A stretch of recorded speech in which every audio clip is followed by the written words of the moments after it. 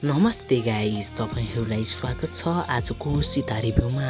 दर्शकबिन के भयो त यस्तो सीताको परिवारमा। दर्शकबिन जगते सीता अनि सबै जेल गए। दर्शकबिन दारी पगलायो। दर्शकबिन जगतेले त के गरेर दर्शकबिन जगतेले आफ्नो छोरीलाई तिहारमा टीका लगाउनको लागि लिएको थियो, तर चोरेर ल्याएको थियो।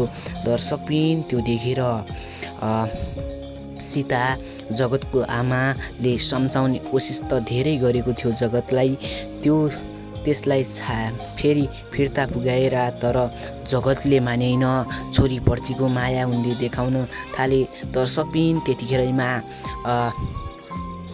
त्यसले जगतको दोस्री स्वास्नीले त्यो कुरा थाहा पाएपछि खोज्न लागि। दर्शकबिन त्यसपछि उसले पुलिस ल्याउन गएकी थिइन्। दर्शकबिन त्यतिकै बेलामा दारी पनि धेरै पगलाएको थियो। दर्शकबिन दारी भनिरहेको थियो कि जगतलाई मेरो बुढीसँग बिहे गरेको होस् भनेर उसलाई भन्दै थियो। जगत एकदमै पगलाउनु पनि अब जगत पनि पगलाउनु थालिएको छ। दर्शकबिन त्यतिखेरैमा घरमा पुलिस आउँछन्।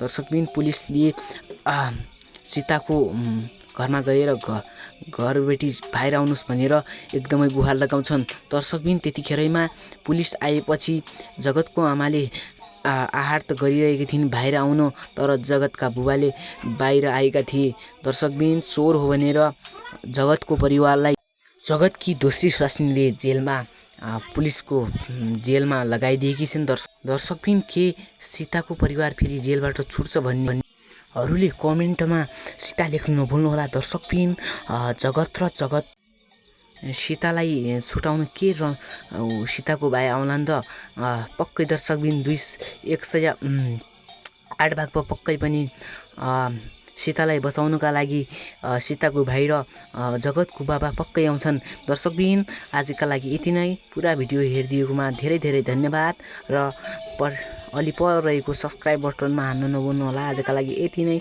हस्त नमस्ते।